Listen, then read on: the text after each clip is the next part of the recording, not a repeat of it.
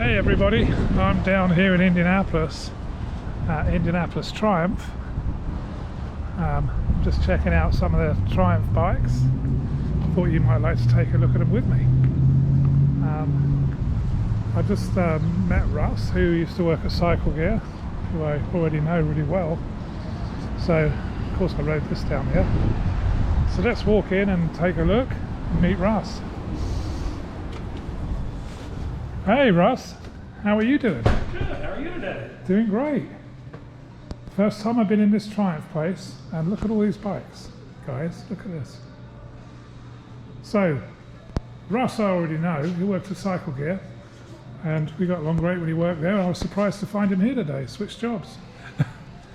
So tell me all about this. This is, I walk in and this catches my eye with this chrome tank. The Scrambler 1200 XE. This is actually a pretty cool bike. Gorgeous. The Scrambler line itself is the 1200. It's the same motor per se that's in the T120 and in the Thruxton, the Speedmaster, and the Bobber. But the torque curves and the horsepower curves and the mapping is different on this to give it a much more aggressive off-road kind of feel to it. Öhlins full suspension front and rear. The Öhlins is a fabulous fabulous suspension system, with preload, with rebound, and with compression. But the Chrome Line edition on this guy is, look at that, guys. So the Chrome Line on this one was actually Brooklands green and chrome. They take the tank to begin with. The tank is polished to begin with, and then it's nickel plated. And then after it's nickel plated, it's chrome plated on top of that. And then after the chrome plating happens, they go ahead and paint the whatever the style is. For the Scrambler itself, it was Brooklands green. Each model of motorcycle had a different color. And then once that's done, there is a lacquer coating, a clear coat. Actually, it's not lacquer, but it's a clear coat over the top of it so that the chrome and everything is completely embossed in. So it helps to reduce against any kind of fingerprints, even though it is chrome plated. Yeah, I can see that. But that Brooklands green on this bike just works. This is such a good looking bike. It is, it's incredibly good looking. Well, let's see what else you got around here. You got a lot of bikes in here. There are. Everything on the left side right there is part of what we call the modern classics. So it's Speed Twin 900s, Speed Twin 1200s, Bonneville T100s, Bonneville T120s, and then once you get down towards the end of it, it's the Tridents. Wow. The back wall is our Adventure Series with the 900s and the 1200s. 1200s being shaft drive, 900s being chain drive. And you got the amazing Rocket here. Ah, yes, the 2024 Rocket 3 GT. That one is the Grand Touring version with the backrest and the forward controls on it. That's a beautiful There's bike. a Rocket 3R that has mid controls on it and no backrest. Yeah, guys, I had a Triumph when I was in school and it was a dog. And I was totally wrong about Triumph. Their quality now is just, I mean, look at these bikes. The quality, the build quality of these things is just, it's insane. It's beautiful. They're beautiful bikes. That Aegina blue and white right here, this T120, I think it's one of the best looking bikes that's in here. I just love that scheme right there. I'll show you a picture above my desk in a minute. This picture of Steve McQueen riding this bike in 1969. Wow, that is gorgeous. I mean, let's walk a few of these and try them. The Tridents. That's cool. This bike was actually featured in the new Gal Gadot movie on Netflix called Heart of Stone, where she is a secret agent of some kind.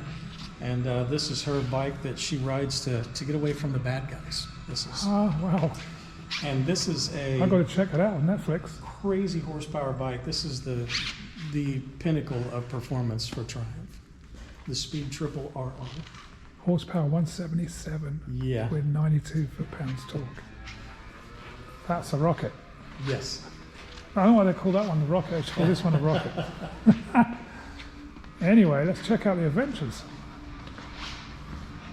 Ooh. You can definitely see the difference between the Explorer with the 7-gallon tank, which is in likeness to the bigger adventure bikes by BMW and by some other manufacturers that have the super huge 7+ gallon tank. About 300-mile range on that tank, Yes. I would imagine.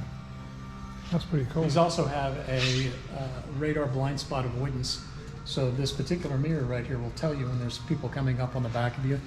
Only the Explorer version has this particular mirror system with radar avoidance.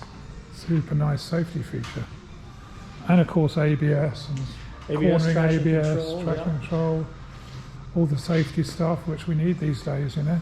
There's a That 900. black one right there is actually a GT low. That's the lowest Yeah. seat height of a adventure bike or a touring bike that we have, other than, say, the Speedmaster or the Bonneville. Anybody could ride that. Yep, it fits a niche, and the seat itself, you can actually get a low factory seat that's lower than that, Wow. so that you're even closer to the ground. So you short guys out there is an adventure bike for you, And made by girls, yeah. Triumph. And we got some classics here, look at that. Yes, Paul, the owner and GM of the store, that is his 1965 Tiger Cub. All of these bikes he rides in. That's And as a amazing. matter of fact, there's one outside as well that's he Yeah. raced on the Cannonball and won his class in the Cannonball. Wow. The one next to it there, this one's a 250. That one right there is actually a 1934. It's a 175. It looks so small. It's cool as anything though. I mean, look at the shape it's in. One thing to me, if you come over here for just a second, and you look at the bobber, and you look at this 1934, and you look at the way the swing arm is shaped, and you look at the way the engine transmission look is between the two, you can really see that Triumph took a lot of the lines from the early pre-war stuff straight into what the bobber looks like. There's a lot of cues that were taken from those bikes to pull into the bobber. That's really cool. Beautiful. And of course, you know, if you need gear, you guys have got gear too, huh? We do. There's even a cafe in here. There you go. Yes, Gloria Cafe. We have the cafe open every day that we're here. It's a full cafe. Well, actually, it's a full coffee bar cafe with all sorts of different styles of whatever you want to get. Macchiatos, Awesome. mochas. Wow. But there's also sandwiches and stuff too. This is as a matter of fact, our Triumph Club meets here as well on the third Saturday of each month. And it's a very nice social environment here. There's a lot of events that take place, and Paul's wonderful about trying to make sure that we're involved with the community. And there's Steve McQueen on his Wow, look at that. Bonneville in Aegean blue and white. That's cool.